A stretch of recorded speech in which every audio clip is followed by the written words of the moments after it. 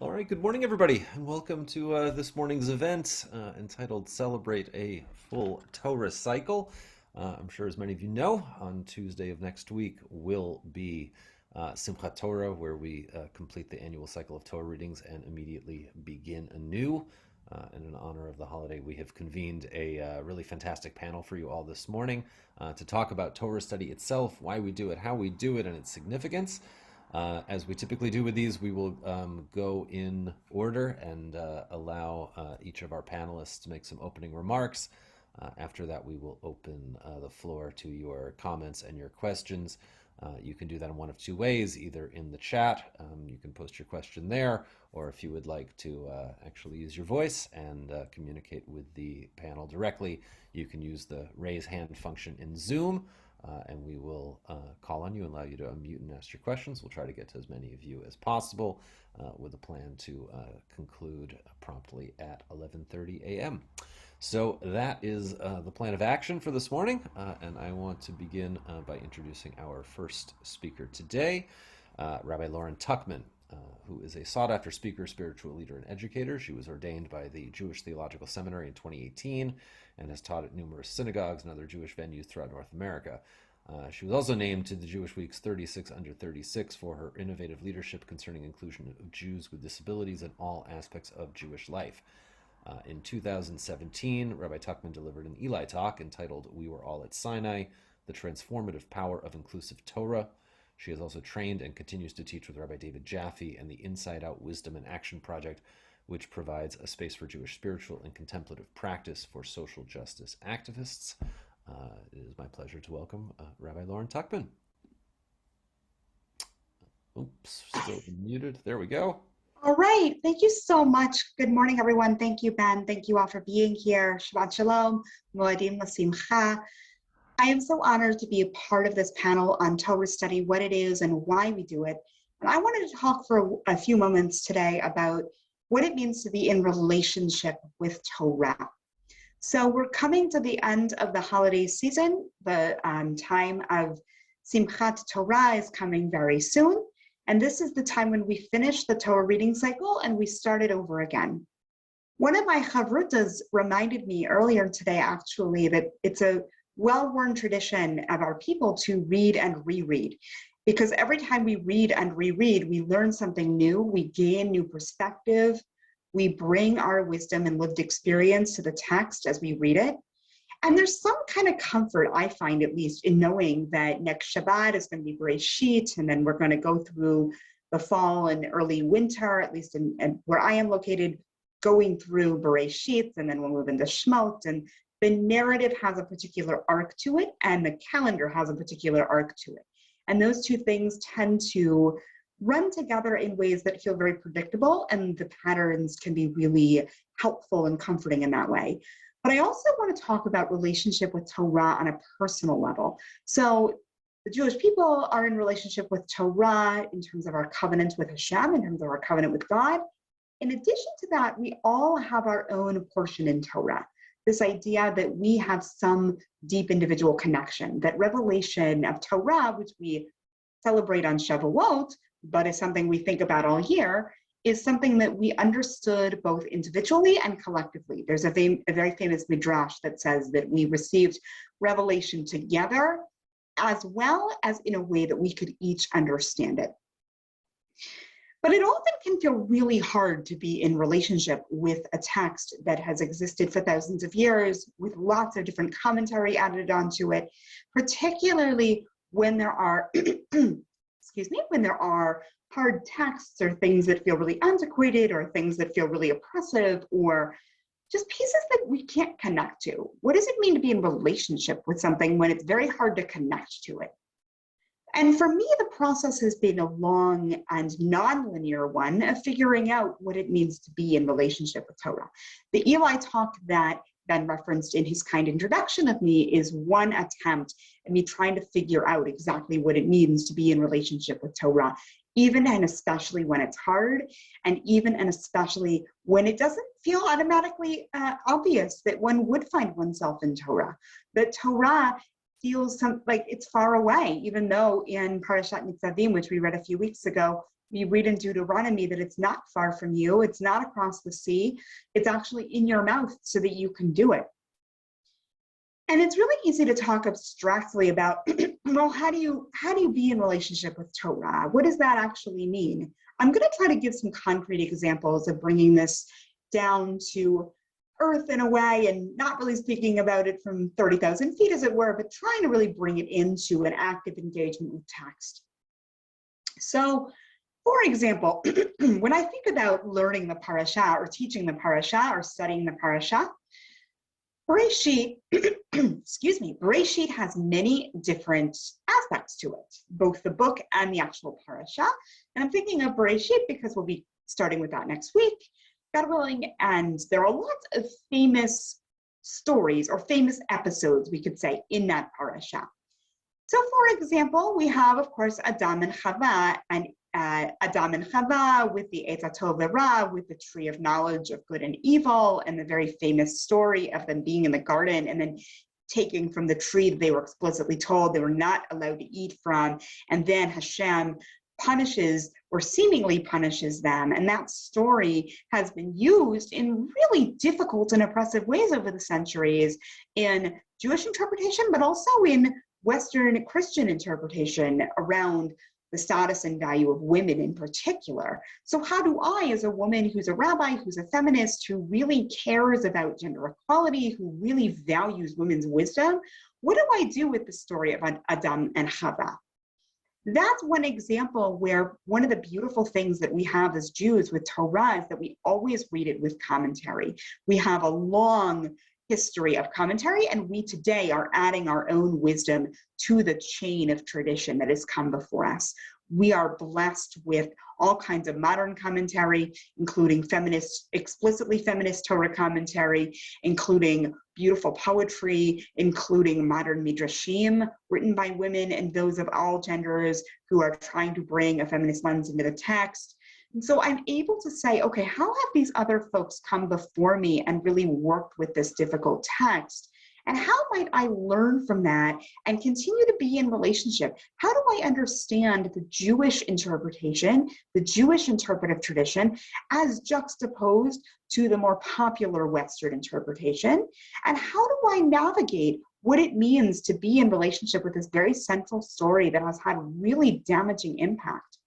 So this is one of the many examples where I would say, how do we use a text in a way that is both intellectually honest and very responsible? And this is the piece that I want to really hone in on in my presentation, is we are meant and intended, I believe, that our tradition has gifted us with the ability to be responsible interpreters of text. There is often a very understandable tendency in some circles to say, this is really hard, this really doesn't work for me, this feels deeply oppressive, I don't want anything to do with it. It's ancient, it's backward, it's all of these difficult, terrible things. Let me just either excise the portions of the text that I don't like, or entirely jettison the entire thing and say, I'm just not going to engage. And that is certainly a mode that I have felt internally. It is certainly a mode that I deeply understand. People have all kinds of backgrounds and lived experiences that they bring to their Torah study. And for some people, it might be really important to step away for a bit so that they can re-engage at a time when it's better and more helpful for them to do so. My particular orientation to text is to say, what does it mean to be a God wrestler? What does it mean to be one who wrestles with Torah? Not one who just reads Torah, but one who learns Torah, one who wrestles with the text because our tradition has imbued it with such kedusha, such holiness, and I want to be part of that conversation, even and especially when it's really hard, and I just want to cast the entire thing away. Lauren, sorry to interrupt. Oh, yes. Just Let me for say, one I had minute, asked Ben, I apologize, folks. I did not mention this in the beginning, as I had intended to. I had asked Ben to give me a 2-minute warning. So that is what is happening right now. Great. Thank you so much. That is what it means to be in relationship with the text, is to say, how do I wrestle with this? What are the really difficult questions that I have? And how have my ancestors and contemporary commentaries How have they approached the questions? How have they grappled? One of the beautiful things is that we have an idea that there are 70 faces of Torah, meaning infinite interpretations. So the way that one person might view a difficult text and the way that another person are completely different. How do we learn from everyone? That's as we learn in Parkei Avot, who is wise, one who learns from every person.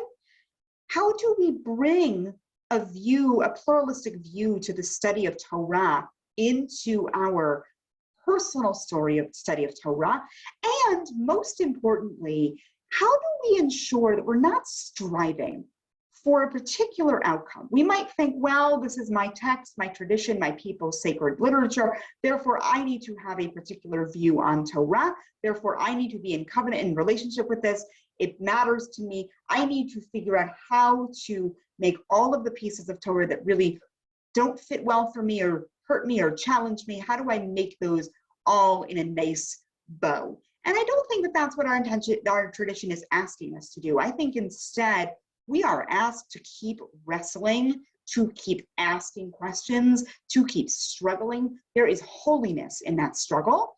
And when we are struggling with something that is hard, we are deeply in relationship with that text because we're trying to find our own pathway through it.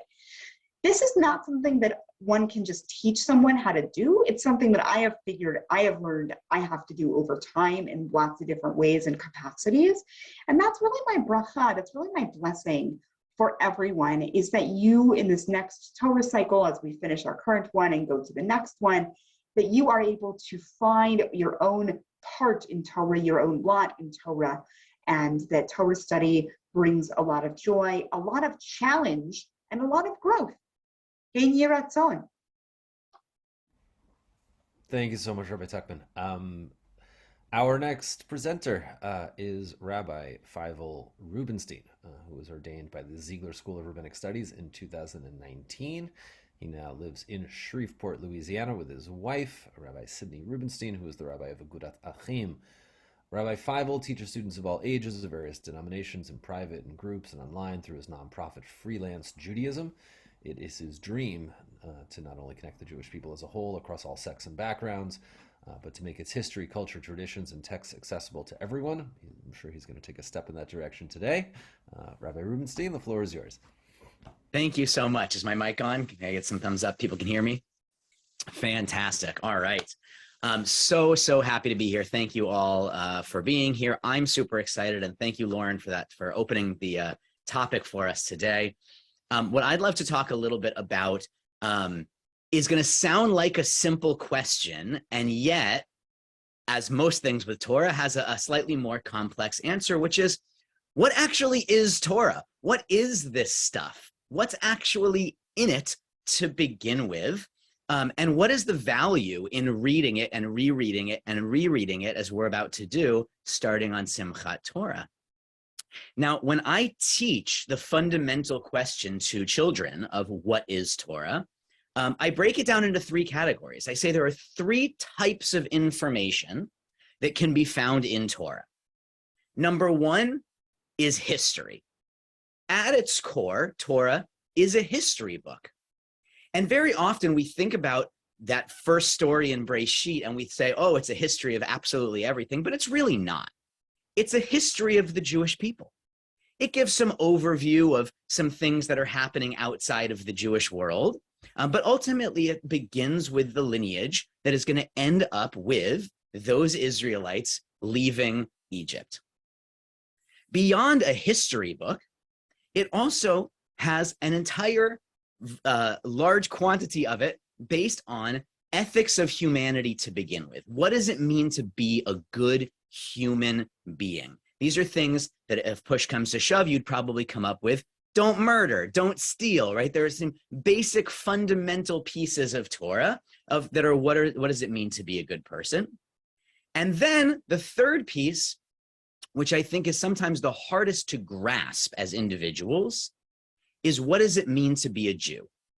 What does it mean to be part of this people?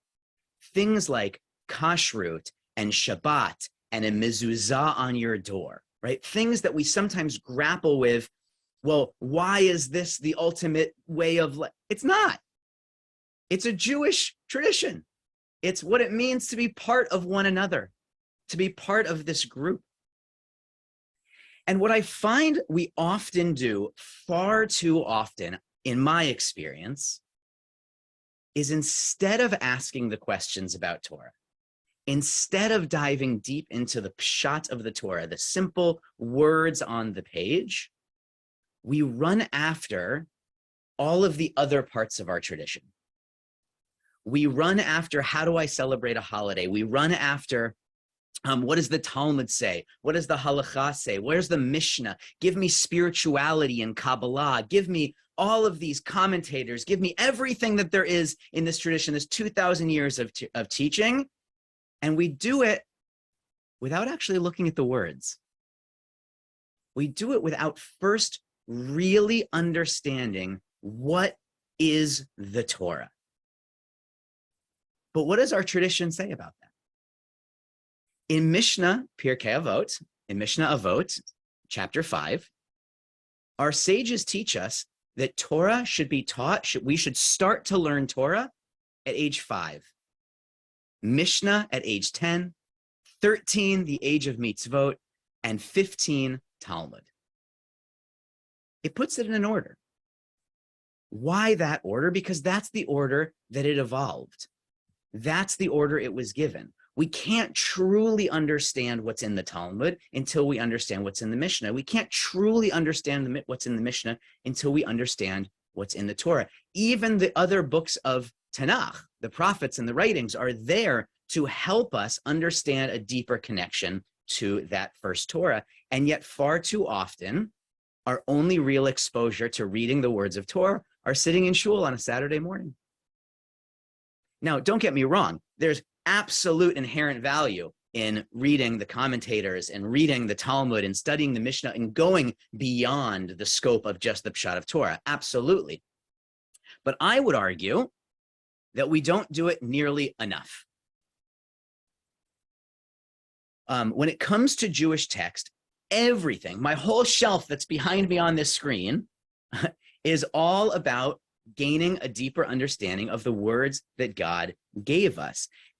In fact, the public recitation of Torah, the idea of pulling out the scroll and reading it to everyone, is what I would argue the earliest version of communal worship that we had.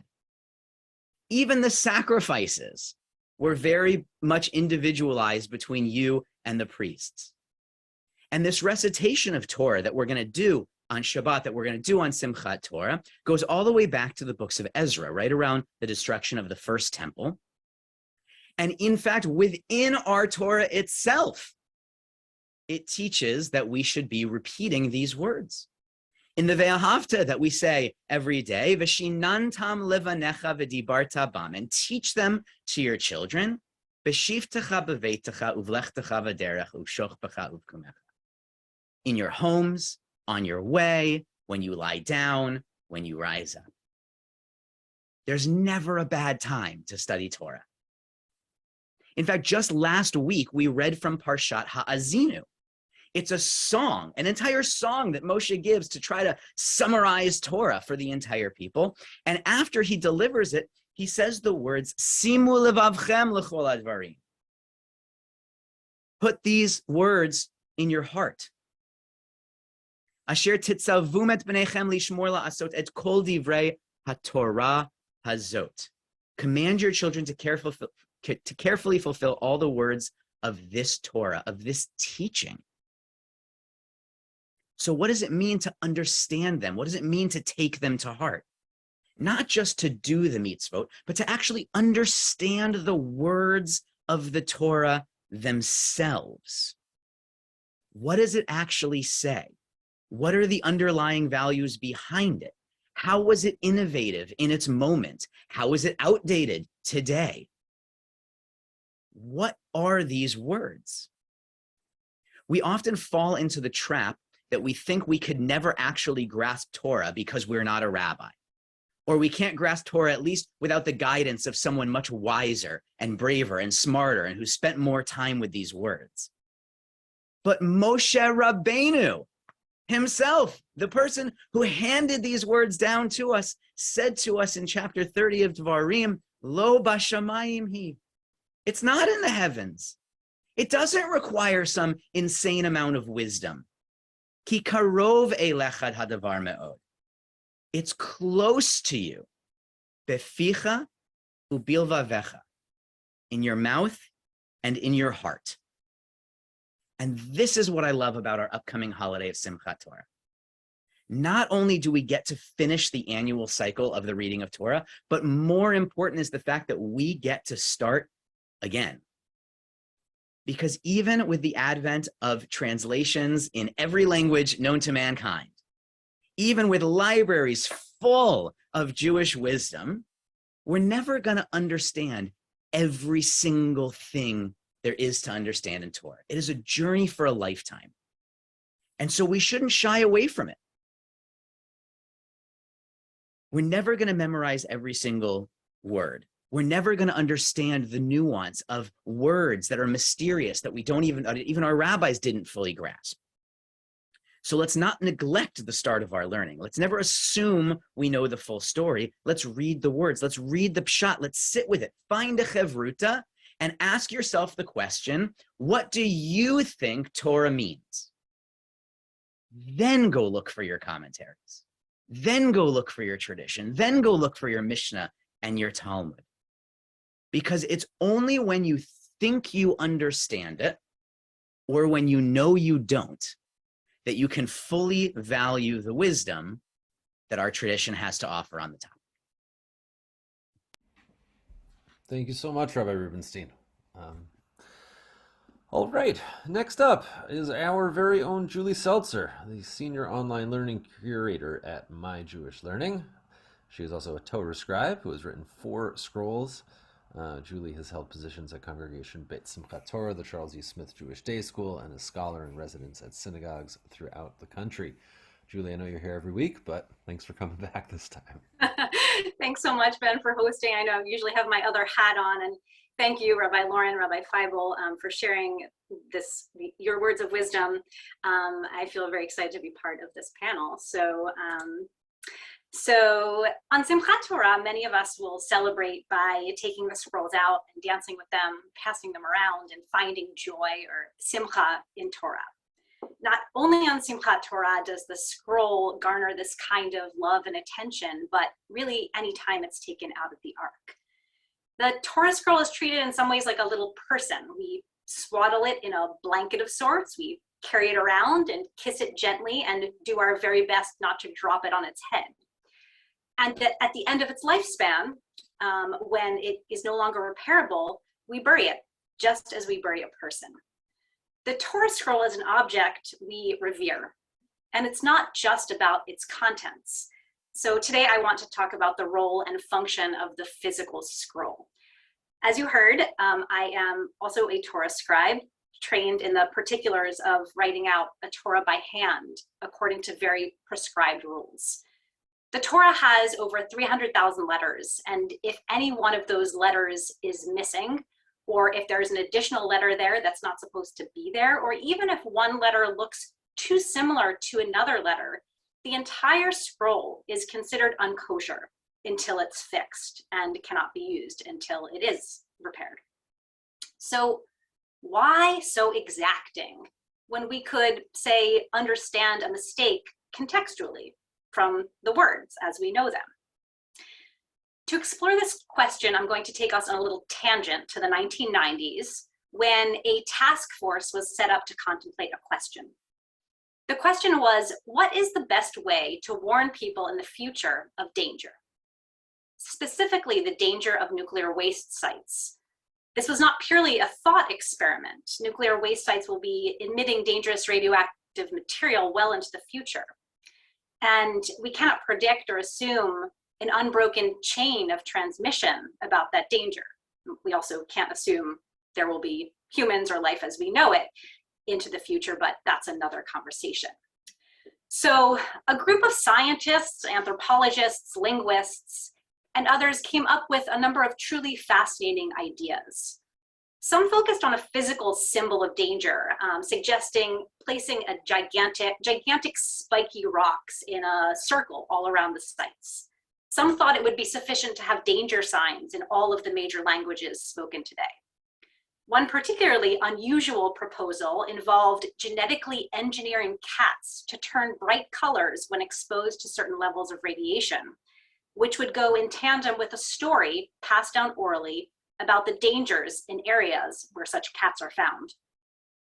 Another idea was to fabricate a religion. The religion would have a priestly class which held top secret information, and that information would be passed down through the generations by oral tradition. Now, one of the ideas I've been playing with is that the Torah scroll is kind of like a solution to help us communicate ideas not only across space, but across time. It's easy to forget, especially when we can so easily connect these days with one another, with people across the globe, that communicating information across even several generations is a challenge. Information from previous generations is often wrapped up together with a physical object.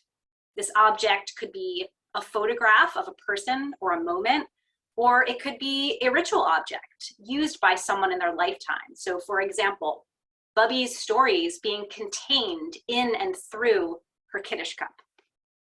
The Kiddush cup serves as a vessel for something more ephemeral. This is what I think the scroll does. We can think of it like an heirloom in the sense that it is a physical object that holds stories and ideas about human behavior. But instead of one Torah scroll that's somehow kept pristine and passed down through the ages, our tradition has us replicate it precisely, as if the very same object is getting passed down. We have this beloved physical object as a repository that allows for an ongoing conversation across time. But there is a counter side to this, and I'd like to share a text that really blew my mind when I first encountered it. I hope I have time for this. It's by Arnold Ehrlich, a Bible scholar whose book Mikra Kipshuto, the Bible in its pshat, as Rabbi Feivel talked about, in its literalness or simplicity, was published in 1901. Actually going to share my screen. So if folks want to have this text. Okay. So y'all got this in the screen? This is a commentary on Exodus 32, and the verse reads, "And it was when he neared the camp," this is Moses, "and saw the calf and the dancing, that Moshe's anger flared up. He threw the tablets from his hand and smashed them from beneath the mountain." And this is the commentary, the Mikra Kipshuto. Why did Moshe break the tablets? And what did breaking them accomplish? Early readers asserted that Moshe's action agreed with the divine intent, and that God acknowledged this to Moshe, saying, "More power to you that you broke them."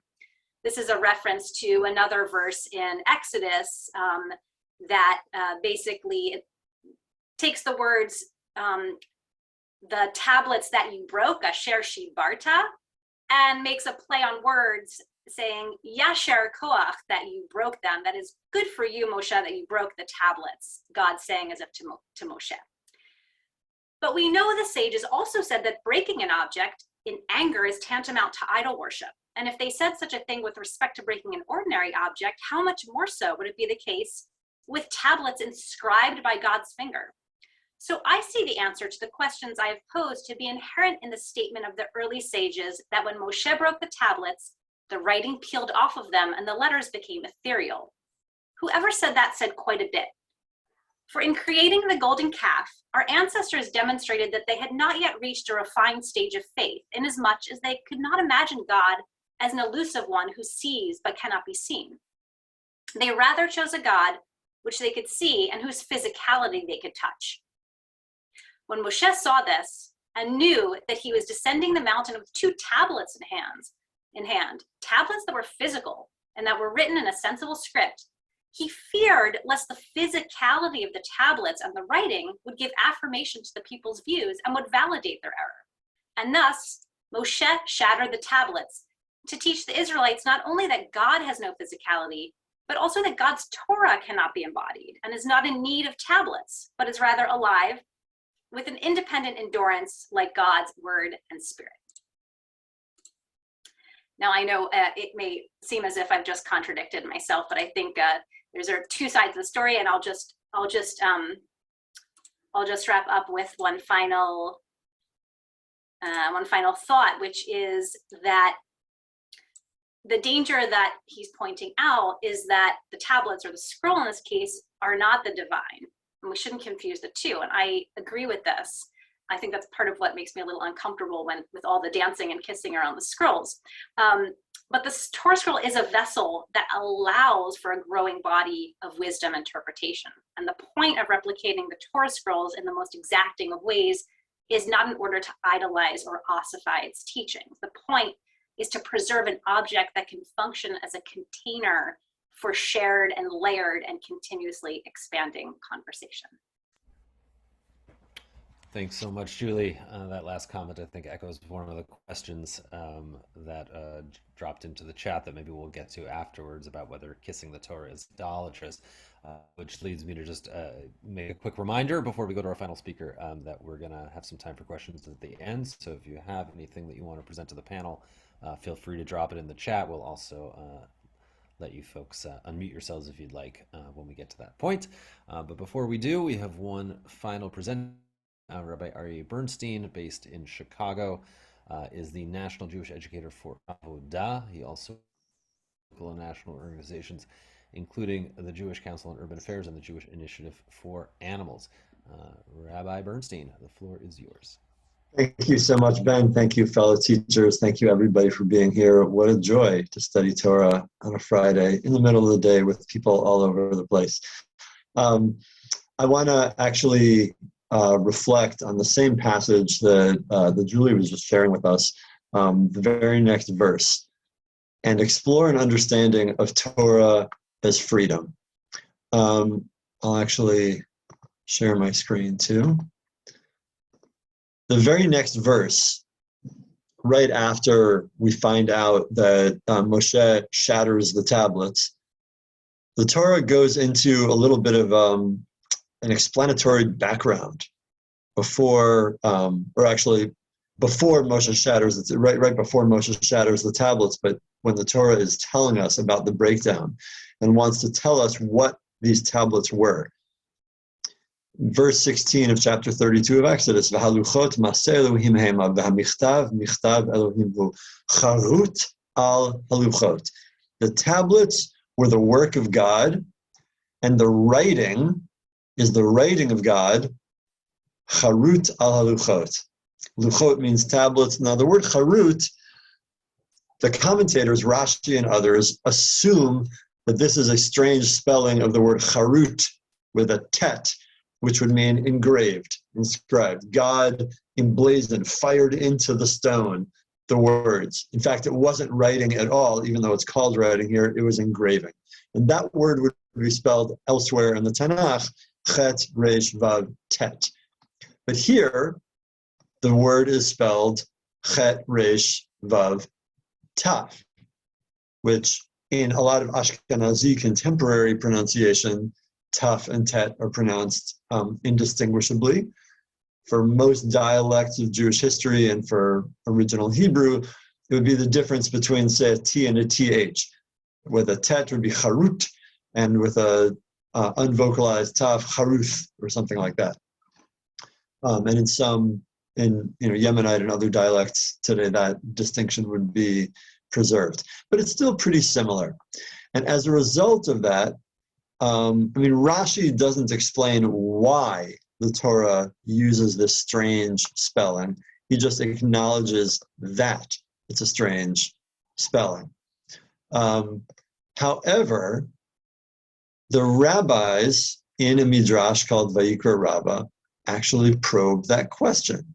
Well, why is it that it's spelled this way? What is the Torah actually trying to convey to us? Why is the Torah misspelling a word to talk about the engraving on the tablets? And the midrash in Vayikra Rabbah tells us that this is a play on words, an intentional play on words. Al tikrei charut ela cherut. Don't read cha vocalized with vowels as though it's another spelling for engraved, but read it as freedom. That word chet resh vav taf, which appears in our Torah scrolls without vowels, if we vocalize it differently, it means that the writing of God was freedom on the tablets. What does it mean for our rabbis to conceptualize Torah as freedom? So for starters, 3 different second century rabbis have different interpretations of what that means. Rabbi Yehuda, Rabbi Nehemiah, and the anonymous Rabbanan sages. Rabbi Yehuda says, Cherut mimalach hamavet, freedom from the angel of death. Rabbi Nehemiah says, Cherut min malchiot, political freedom, freedom from regimes, from the state.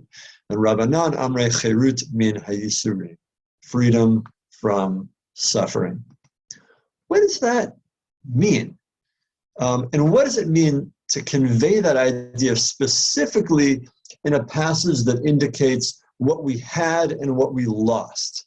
How do we relate to the meaning of Torah which we had access to but lost through our own mistakes, through our own practice of building golden calves about things?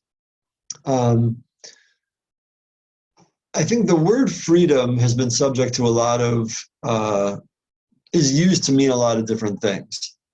Toni Morrison, toward the end of her debut novel, The Bluest Eye, depicts characters realizing that what they had understood to be freedom was actually just license or personal choice, and that there's a deeper freedom. And I think that deeper freedom is what we're talking about here. We live in a socio-political environment that cherishes individual freedom, everybody doing whatever they want. However, the halachic tradition is very suspicious of that. The rabbinic phrase, the halachic phrase for what happens when there's a lot of individual freedom is kol da'alam gavar. Whoever is more powerful can then just prevail and do whatever they want to do.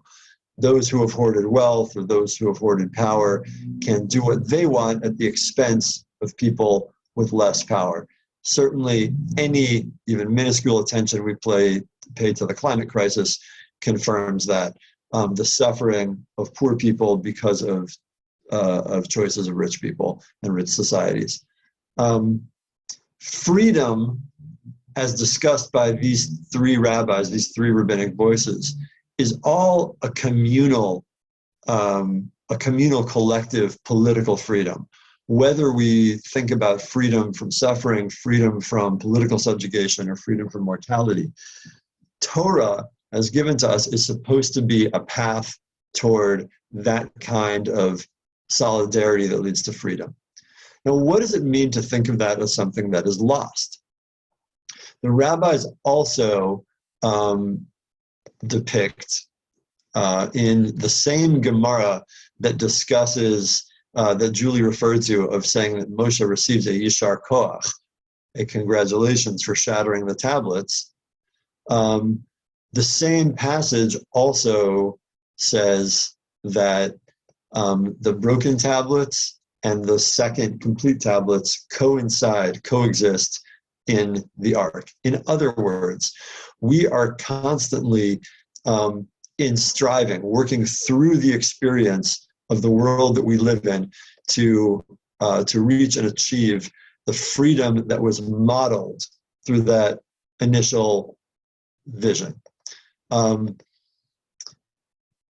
think this kind of Jewish spirituality, the spirituality of freedom, is a spirituality of the life of the law. A life of the law that requires immense human investment and responsibility. And I just want to close with referring to a midrash in a collection called the Eliyahu Zuta, in which we're told of a heretic who meets Elijah the prophet and says, I embrace the written Torah, but I reject rabbinic oral teachings. Like, what's that? That's just rabbis making stuff up. So Elijah responds to him, you know what Torah is like? It's like a human king who has two subjects whom he loves completely, and gives each of them a measure of wheat and a bundle of flax. But one of them, the smart one, weaves the flax into a cloth, makes flour from the wheat, sifts it, grinds it, kneads it, bakes it, and arranges it on the table, spreads a cloth upon it, and leaves it until the king returns.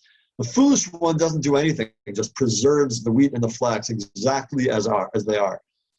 So the king comes back, and the one brought up the table set with the bread and the cloth upon it, and the other one brings out wheat in a basket and a bundle of flax on it. Oh, what an embarrassment, what a disgrace. Who do you think was the most beloved? Obviously, the one who brought a table set with a beautiful tablecloth covering delicious bread. Similarly, when God gave Torah to Israel, God gave it as wheat from which to make flour and flax from which to make clothing. Raw materials, sacred raw materials, nourishing raw materials.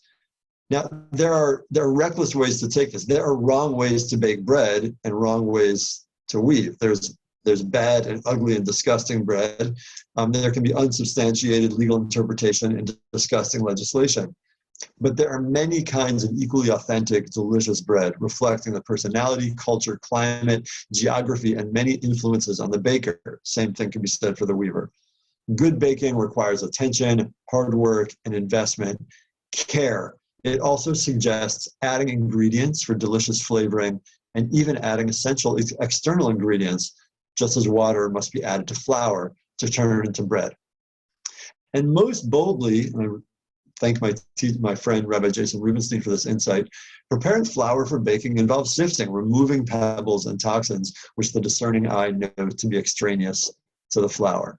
When is Torah or halakha? When is Torah stupid and embarrassing? When I don't knead it, when I don't sift it, when I don't bake it with the naturally occurring yeast in my environment. This is what the background for what it means to manifest Torah as freedom. Doing that kind of, having that thick, life-giving engagement with the fullness of text, treating these as raw materials that are fully alive for all time. I'll stop there. Thanks so much, Rabbi Bernstein. Certainly lots to think about there. Friends, we are now at that moment. We've got just about 15 minutes or so left, and we would love to hear from you. If you have any comments, reflections, questions, this is the time to either drop them in the chat, or you can use the raised hand function, and we will call on you. I know people are often a little shy to get started, so I'll start by floating a couple of the questions that have come in that I have collected. And the first one, I think, plays on the point that Julie was making in the end of her talk about idolatry. The question is a simple one. How is kissing the Torah not idolatrous? Do any of our panelists want to go there?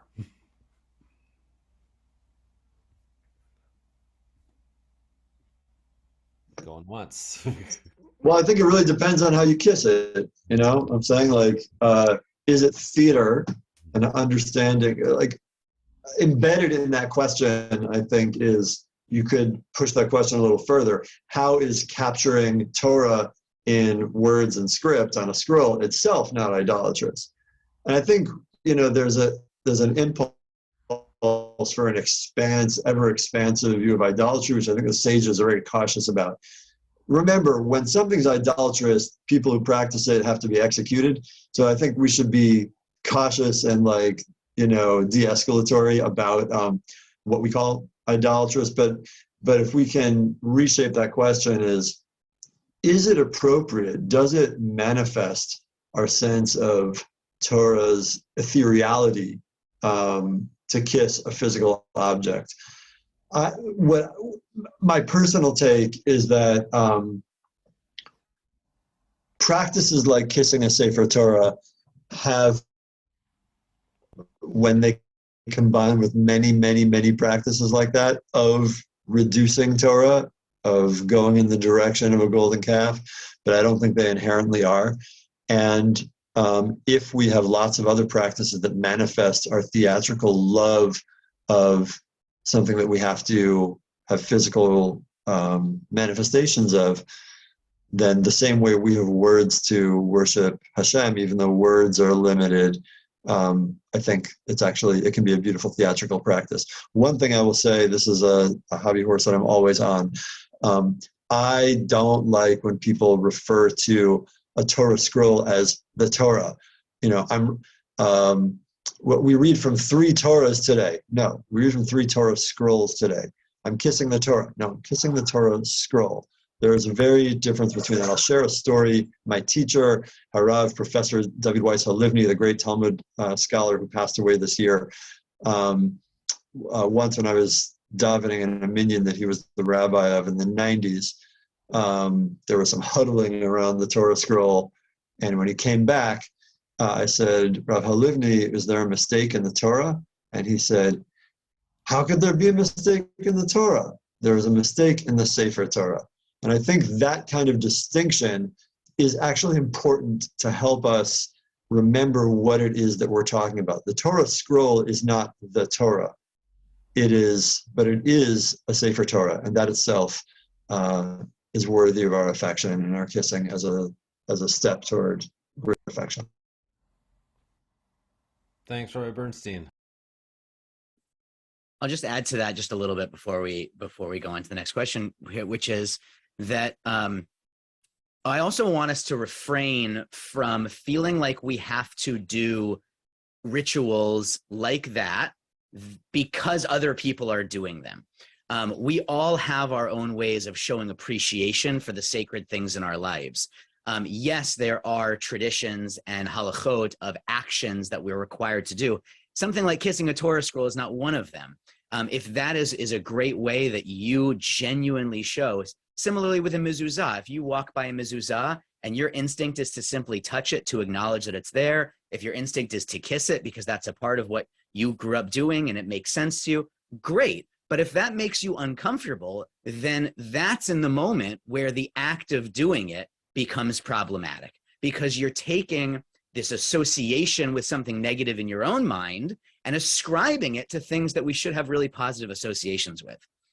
So if kissing a Torah, it truly enhances your experience and your love, and kissing a Sefer Torah, kissing a Torah scroll enhances that for you, by all means. But if it's not going to do that, don't feel obligated to do that either. Thank you, Rabbi Rubinstein. Why don't we cut that one there, because I see we have some questions coming in now, and I'd love to get some more on the table. It looks like Elaine has a question. Elaine, can you unmute yourself?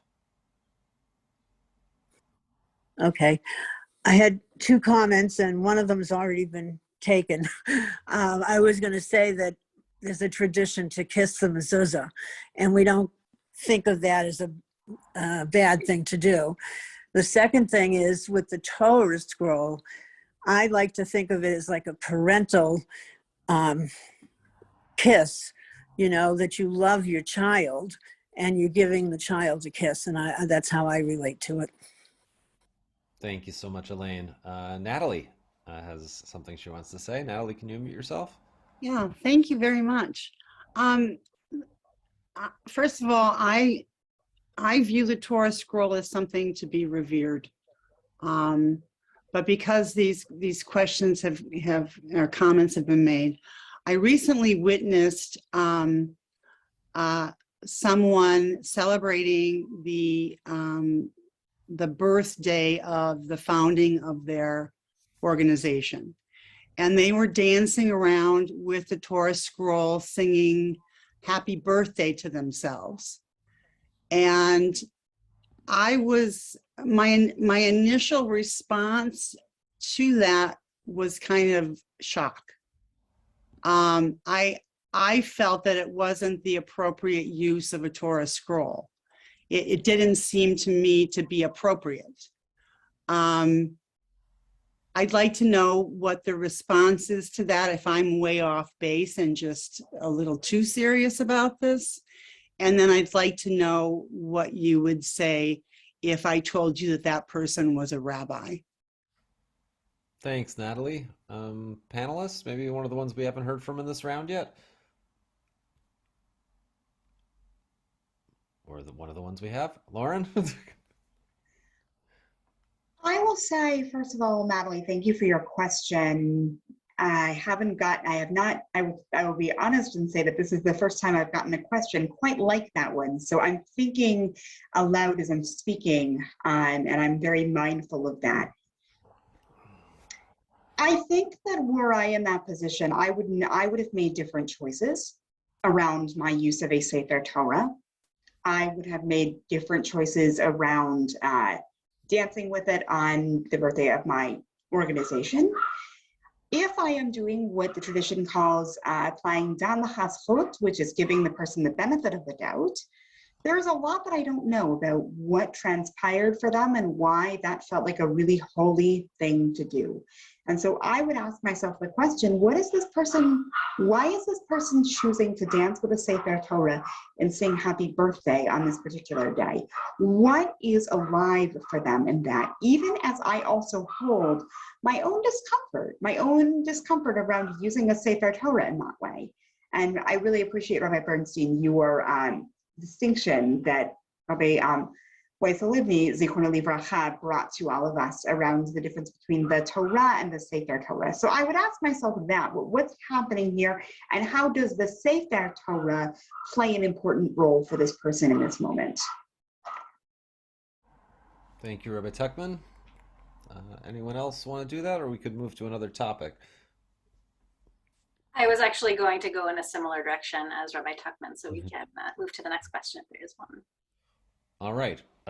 So from Torah scrolls to Torah commentary, this question came in the chat a little earlier from Steve, and I'll just read it verbatim. He says, I think it's fascinating to apply new commentary to the ancient text and to try to recontextualize it with a modern perspective. Just wondering if those that wrote the original commentary, if they could be transported to modern times, what their thoughts might be as they commented on contemporary Judaism and modern commentary. Does anybody want to jump into the mind of Rashi and tell us what he would think if he were around today? I think Rashi was a teacher first and foremost, right? That Rashi was is a great example of someone who had a very straightforward goal in his commentary, which was understand what's happening in the text. That was the goal. And so I think that Rashi would use most of the commentators, Ibn Ezra was a scientist, Rambam was a doctor, and I think that they all used the wisdom that they had at their disposal in how they interpreted the Torah, the Sefer Torah that they had in front of them. And I think that's exactly what they would do today. I think it's the same work that our rabbis and scholars and sages are still doing, which is to take the wisdom and the understanding that we now have in the generation that we live with our own personal lived experiences, and try to offer a deeper understanding that is either a reinforcement of someone else's understanding or something new. Yeah. Oh, Go ahead. go ahead, Julie.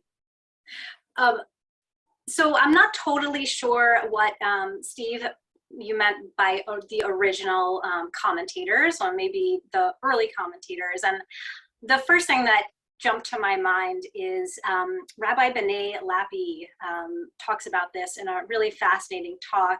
Basically, he says that the Torah, that it would be incomprehensible to them, that our interpretations and the way that we understand Torah, or that many of us understand Torah today, would be totally incomprehensible to early commentators, to those of us to those that were interpreting and understanding Torah many generations ago, and that this is not a bad thing, and that the whole idea is that Torah gets interpreted and reinterpreted in every generation. And if someone could find the link to that talk, I can find it right after I stop speaking. I can drop that in the chat. It's really worth a watch. It's called the Crash Talk, and I hope I didn't represent it poorly. So, but that was my first thought. Great. Why don't we go to, we have one more question, probably this will be our last one. Dr. Irene Lancaster wants to pose a question to the panel. Dr. Irene, can you unmute? Yeah, actually, I also, I'm from England, but I've written very much on Ibn Ezra, who was just mentioned. And I would like to disagree with that rabbi. I think Ibn Ezra, who was an absolute genius and incredibly modern and up-to-date, and very critical of some of the sages of his time when he thought they were extreme and going off, Midrash, Gaonim, allegorists, everybody under the sun. I think he had a very complex approach. And the great David Weiss Halivni, was aware of this and talked about it a lot. And I think his attitude to Peshat was quite different from what we might think now, like David Weiss Halivni. I don't want to talk about the others like Rashi because I don't know him as well as Ibn Ezra, but he's very misunderstood. Unfortunately, also by some in North America. But in Israel, he's very, very popular, both in yeshivot and universities. And I would do some I really think Ibn Ezra is great. I would just like to say that I thought all your speakers were amazing, and I wish we had something like this here. And it's so amazing that we, during Sukkot, we've got Zoom. It's coming up to Shabbat here in Manchester, in the north of England, and I can be talking to people in North America. I think it's wonderful, and thank you for letting me have my say. So I do think Ibn Ezra, not because I like the old, but I'm just blown away. He was a scientist. He also was very good at chess. He was an amazing astronomer before his time. If you look at his commentary on Shemot, which Ramban took bits of and didn't say this is Ibn Ezra, afterwards. He's just a genius and, mathematician and everything. So I think he's the man for today, as well as, 1089 to 1164. Anyway, thank you. Thank you, Dr. Lancaster, and thanks for modeling lots of the values we've been talking about today, about holy disagreement and bringing all of ourselves to the study of this text. We've just got about 3 minutes left. Just wondering if any of our panelists have any final comments they want to offer before we depart. Yeah, I want to just say very briefly to the question that was posed about how would the original commentators, and I'm not also entirely confident on my understanding of what was meant in the question by original commentators, but like Julie was alluding to, if we're talking about the early commentators, I think that we have to have a lot of deep humility when we are studying text, knowing that ultimately the commentaries that are being written now in centuries from now will be thought of as, maybe there'll be another historic period that people will understand. There's certain historic periods in the rabbinic tradition, and maybe, there'll be another one. I think it's really hard to judge how anybody would imagine our tradition now from when it was thousands of years ago. I think about this a lot when I'm learning Talmud and thinking a lot about my teacher, Rabbi B'nai Lapi, who I'm so glad Julie brought into this, and that is her entire shita, that is her entire method of thinking about our tradition would be totally incomprehensible. And so too, I imagine that in centuries from now, how we are practicing will be entirely incomprehensible. So when I am thinking about this and learning a text and learning a commentator, I am very aware that I cannot but bring a lens that is deeply shaped by my own historic circumstances, and I have to be aware of that and hold that as I'm learning these texts that are coming from a vastly different context. I'll just add to that I think the question of I'm always a little bit wary of what would so and so have said in this context. I don't think, but what I think the grain that is useful within that question is, what did so and so mean in his, her, their own context, and then how do we translate that? What does the teaching mean translated to a different context? And it's a different jurisprudential move, one that I think is often lacking in American constitutional jurisprudential conversations that I think we see richly in halachic literature if we know how to read it properly. What is the meaning of the teaching translated out? Whether that person who said it in their own context would have said it in a different context is actually immaterial and impossible to imagine, because all the conditions that made them who they are would be different conditions too. But how do we receive the teaching? Similar to what Julie talked about the letters of Torah not being contained by the physical container of tablets that are shattered. The teaching of Torah remains eternal. Amazing. That seems like the perfect note to end things on. So a quick thanks to our panelists, Rabbi Lauren Tuchman, Rabbi Aryeh Bernstein, Rabbi Feivel Rubinstein, and Julie Seltzer. Thank you to all of us for being here this morning. And a quick reminder that we will be back in this space, in this time, 1 week from today, for the beginning of the new Torah cycle with Parashat Bereshit, and none other than Rabbi Lauren Tuchman leading our discussion. So thanks to everyone again. Shabbat Shalom, and hope to see you again soon. Take care. Shabbat.